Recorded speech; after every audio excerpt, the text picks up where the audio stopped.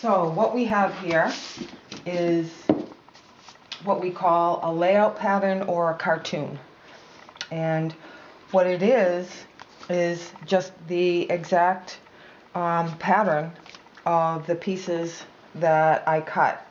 And I cut the pieces to this pattern. And this pattern was made from the original. So luckily we had an original that we could work with.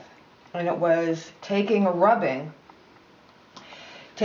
a charcoal pencil and putting a piece of paper over the original and going over all of the lead lines and creates a pattern. And then I just redo the pattern, creating these lead lines here all the way around. And then brought it to a copy place so I could make a couple of different copies. One so I could lay my pieces down that I'm going to be using to build on here. And then of course the layout pattern, so it tells me exactly where all these pieces need to fit. So we start off with a lead base, which we will be building upon. So we start off at the border and then we work our way this way. So I'm going to start with number 1 and we will end with, and you were right, there are about 50 pieces.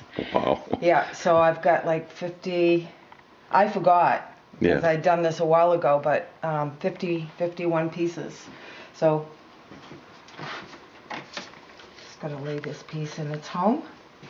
And so some of those 51 pieces, depending on which one of the 12 or 11 you've had to make, some have original pieces of glass, and some you've had to cut from glass that you've been able to find and purchase through the same companies that made the original glass. Right, exactly. Yeah. And you can actually see the difference between the old glass and the new glass. So this is the old glass, and this is the new glass. You can definitely see the difference. I have nothing to show you as far as a difference in this piece, because this is very different than this. This is an original piece. This is an original. This one is as well. And let me just take a peek. These are. And these are all the new pieces. The greens, there's a combination of new and old in there.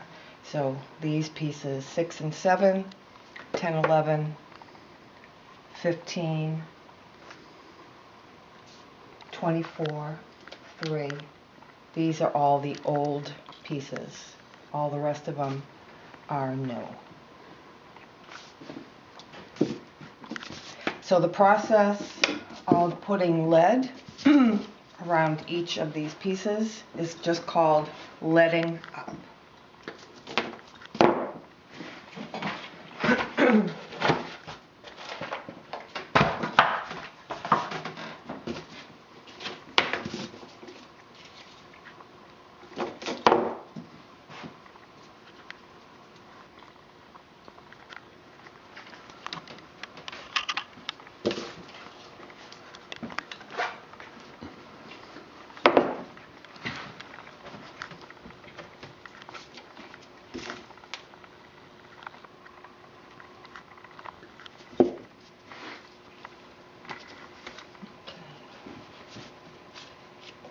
So I'm going to anchor number 1 down so it stays in its home, because I'm going to be putting a lot of pressure on all the pieces that I place down, and I don't want them to shift on me. So I'm just going to take some excess lead that I have here and place it on the end of number 1 and nail it down.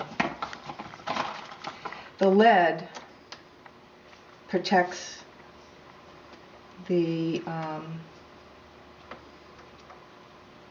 glass from cracking when you nail it down. So it's like a little cushion. And so I can put some pressure on that, and it's not going to move.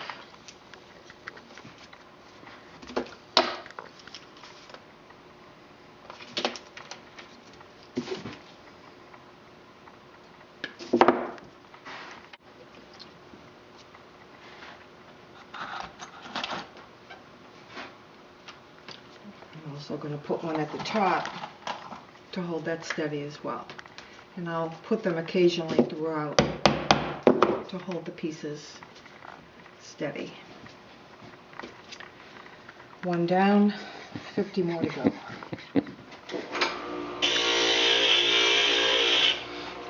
The grinder is just for either a lot of tweaking of the glass so that it fits right where it should be, or some very minor grinding. That one fits pretty good. Recording this on like February 11th, I think. Yes. So it was nearly a year ago when I first walked in. Yeah, it was March. Yeah. It was March of last year, Yeah. and then I didn't get the meeting. The meeting was, I believe, in April. Right, during April vacation. Yep, yep. And so we talked about it, and then you were kind enough to come to that meeting and meet Don Curry and Jim Mackle and Larry Schaefer. Yeah, it and was a great meeting. Tom Hughes and one of the dorm seniors. Yeah, he was Tom, fabulous. who did some great pictures. He sure did. And so when you first saw what we had sort of all laid out with frames and pieces of glass and a couple of originals and things, that what were the first kind of thoughts going through your head? I was scared to death. I was scared to death. I'm going, oh my God, what a mess. What a mess. But then I gathered myself and looked at it like window by window, and it wasn't nearly as bad as I had originally saw. There was a lot of work that needed to be done. That was obvious, but it wasn't daunting. It wasn't daunting. There was a lot of cleaning that needed to be done, mostly with the clerestory windows. Some of them had to be rebuilt, and then the eyebrows that needed to be rebuilt. But on first inspection, it was very, very scary. And I knew I wanted to do it, but it was what to tackle first. Yeah. And once I started getting into it, it wasn't, it's long. It's a long procedure, and it takes a lot of time, but it wasn't anything that I couldn't handle. Mm-hmm. And I suppose it became a little, as you were able to find glass suppliers and plug in some of those question marks. Right, and that was, it was important to find the right glass. I know that I didn't want to get a glass that was not going to be at least looking the same as the original windows. So that was the hope. And that came together really, really well. I was so excited when I was able to find the glass. Yeah. Yeah. Because in some of the work that had been done previously with the other method, the foil method, some of the glass that was used in that was clearly from a different manufacturer and didn't really... Yes, it was Spectrum glass that was used. Yeah, which is the most commonly used glass in stained glass work and current stained glass work, but not in old windows, not in 102-year-old windows. I knew it was from the older manufacturers. Yeah. And then you and I both found out that one of my relatives was part of the, what was it called? What was it? Well, it's the Dow family. Well, yeah, but what was, he was one of the guides for the young Theodore Roosevelt. Because he... Oh, was he the guide? Yeah. Oh. Yeah. So Wilmot. See, you know more about my family than I do. Well, Wilmot Dow, the nephew of William Sewell, Yes. So it was Wilmot's mother Yeah. and William Sewell were brother and sister. Oh, okay. And so William Sewell and his nephew Wilmot Dow were the two guides yeah. for when Theodore Roosevelt was undergrad, I think sophomore, junior year. Wow. At Harvard. He came up to Island Falls, Maine, and William Sewell and Wilmot were his guides for, I think it was 3 trips, starting in like August. And Yeah. then Theodore came back, and he had some family members with him, I know, on the first trip. And they came back like in February of 1879, and did some winter stuff and went out to logging camps, and they were doing hunting and different things. And then he came back, I think, that next August of 79, and so there's the relationship lasted really a lifetime. And both William Sewell and Wilmot were invited to be ranchers by Theodore on his Elkhorn Ranch out in the Dakota Territories in the early mid 1880s. And shortly after the first year, I think they brought out their wives and kids. Young, either had their kids or brought the kids with them. Wilmot died fairly young. I think he was only like 31 or 32. Oh, wow. Okay. And had 3 sons at that time. So it's just crazy. Yeah.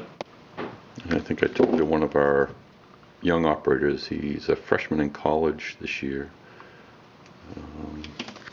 And he's also a direct descendant of Wilmot's. He is? So he's like my relative? Yeah. Oh, my goodness. Yeah. So his grandfather, Tom Dow, is the grandson of Sterling Dow Sr. Okay.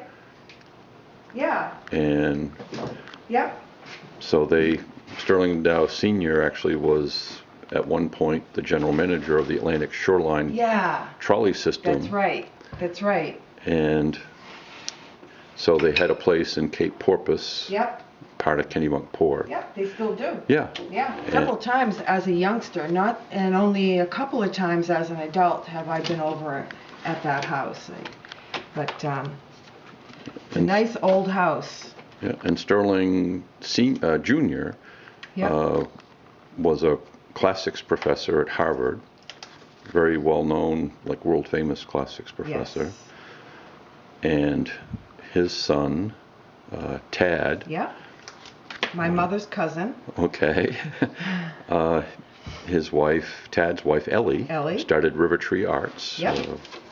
And I was chairman of the board of trustees at South Congregational Church when River Tree Arts was first starting in the 1980s. Yeah.